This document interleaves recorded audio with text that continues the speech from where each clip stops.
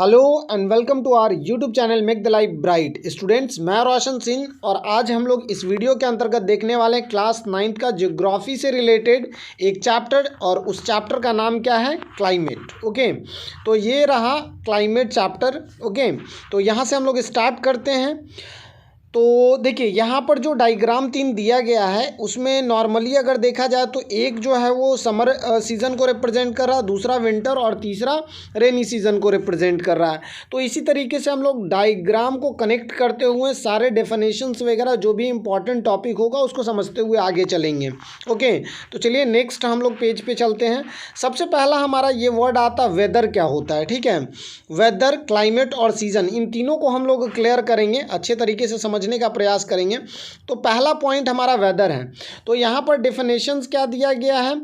ये लिखा गया है कि weather refer to the state of atmosphere over an area at any point of time. ठीक है, मतलब किसी एक समय अंतराल के लिए जो भी वहाँ का एटमॉस्फेरिक कंडीशन होगा।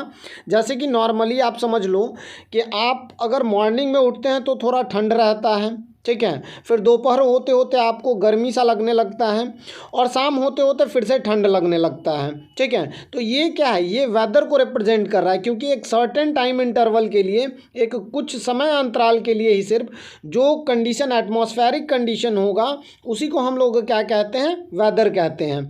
The element of weather are, क्या क्या एलिमेंट है वेदर का? तो temperature, atmospheric pressure, wind speed, humidity and precipitations. Okay, तो टेम्परेचर, जाहिर सी बात है टेम्परेचर अफेक्ट करेगा वेदर को। टेम्परेचर कभी ज़्यादा कभी कम, ये तो नॉर्मली आप ऑब्जर्व किए हैं, होते ही रहता है।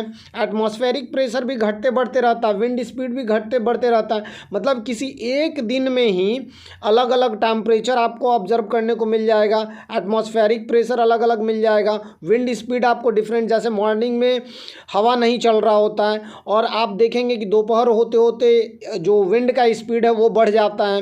ह्यूमिडिटी मतलब क्या होता है? Presence of water vapour in the atmosphere. ठीक है, तो ये भी जाहिर सी बात है आपको किसी एक ही सिंगल डे में ही आपको ये ऑब्जर्व करने को मिल जाएगा कि ह्यूमिडिटी भी अलग अलग होता है और प्रेसिपिटेशंस भी अलग अलग होता है।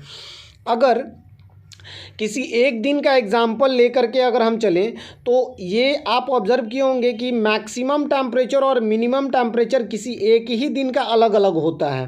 ठीक है, अगर उसके बाद अगर हम बात करें तो एटमॉस्फेरिक प्रेशर मान लेते हैं कि 74% है, विंड स्पीड मान लेते हैं किसी, ये जो नॉर्मली जो मैं इंफॉर्मेशन दे रहा हूँ वो किसी एक खास दिन का है। ठीक है, तो विंड स्पीड हो सकता है कि 10 किलोमीटर पर आवर से लेकर के 35 किलोमीटर पर आवर के अंतर्गत चला है।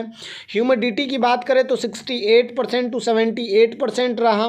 ठीक है, तो कुछ इस तरीके से। अगर प्रेसिपिटेशन की बात करें तो प्रेसिपिटेशन 9 के बराबर था। ठीक है, तो ऐसा कुछ करके किसी वेदर को आप डिफाइन कर सकते हैं। मतलब नॉर्मली अगर देखा जाए तो वेदर क्या है?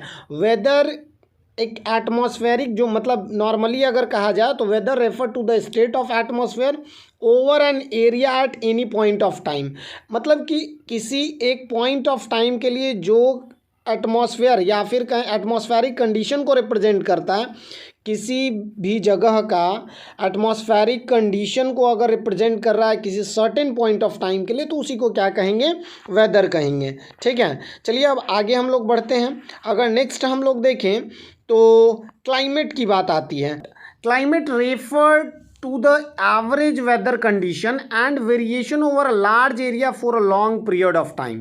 ठीक है, तो इसका मतलब क्या हुआ, ये चीज़ को समझते हैं। देखिए, अभी आप देखें वेदर, तो वेदर में आप देखे थे कि किसी भी इन्वायरमेंट का जो एटमॉस्फेरिक कंडीशन होगा या फिर कहें कि किसी भी एरिया का एटमॉस्फेरिक कंडीशन, वो भी शॉर्ट इंटरवल ऑफ टाइम के लिए जो होगा उसी को हम लोग क्या कहते हैं?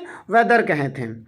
तो अब मान लेते हैं उस एरिया में डिफरेंट वेदर कंडीशन हो, अलग अलग वेदर कंडीशन हो, मॉर्निंग का अलग वेदर हो, शाम का अलग वेदर हो, रात का अलग हो, तो एक उसका एवरेज, और वो भी लॉन्ग पीरियड ऑफ टाइम का जो अगर एवरेज होगा, लॉन्ग पीरियड ऑफ टाइम का एवरेज होगा, उसको हम लोग क्या कह देंगे, क्लाइमेट कह देंगे।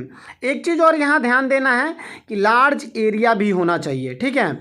मतलब कि नॉर्मली अगर देखा जाए तो climate refer to the average weather condition and variation over a large area for a long period of time. वहाँ पर small area, small interval of time था, यहाँ large area for a long interval of time.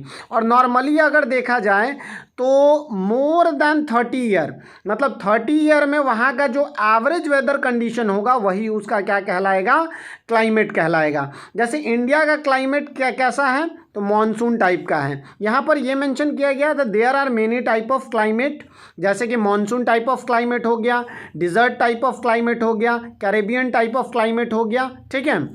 अगर हम बात करें monsoon के बारे में, तो मॉनसून जो है वो एक वर्ड मौसम से ऑरिजिनेट होता है और इसका मतलब क्या होता है, इसका मतलब होता है सीज़न, ठीक है, सीज़न।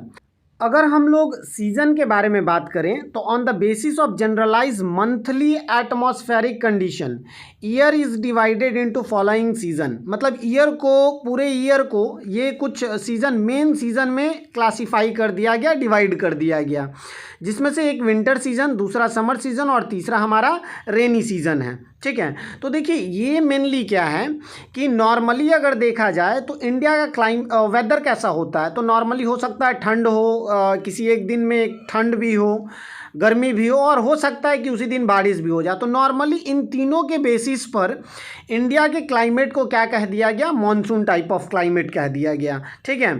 तो ये चीज़ तो आप खैर समझ गए कि हम लोग यहाँ के क्लाइमेट को मॉनसून टाइप ऑफ क्लाइमेट क्यों कह रहे हैं और क्लाइमेट होता क्या है। लेकिन नॉर्मली अगर देखा जाए तो अगर हम इंडिया का अगर शेप देखें तो कुछ ऐसा है साउदर्न साइड से, ठीक है, और फिर ये ऊपर है। तो नॉर्मली अगर देखा जाए तो ये इस साइड में दिल्ली होता है और इस साइड में अगर देखें तो मान लेते हैं यहाँ गुजरात है और यहाँ कोई कोस्टल एरियाज़ हैं, जैसे यहाँ महाराष्ट्र हो गया, ठीक है, कर्नाटका, गोवा, ये सब पार्ट जो है, केरला वगैरह, तमिलनाडु, तो ये सब जो एरिया है कोस्टल एरियाज़ हो गया। या फिर हम अगर बात करें दिल्ली, या फिर बिहार की बात करें, झारखंड की बात करें, बंगाल की बात करें, ठीक है, तो हर एक जगह पे क्या है, अलग अलग डिफरेंट टेम्परेचर हैं। जैसे कि मान लेते हैं कि समर के टाइम में अगर देखें तो समर में दिल्ली का टेम्परेचर हो सकता है कि 40 डिग्री सेल्सियस हो। वही अगर आप कर्नाटका साइड की बात करें तो यहाँ पर हो सकता है कि वहाँ का 23 डिग्री सेल्सियस टेम्परेचर हो, ठीक है। तो ये चीज़ आप ऑब्जर्व कर पा रहे हैं कि एक ही कंट्री में जहाँ पर हम जिसको मॉनसून टाइप ऑफ क्लाइमेट जिसको हम रिप्रेजेंट कर रहे हैं, वहीं पर अलग अलग क्लाइमेटिक कंडीशन आपको देखने को मिल रहा है।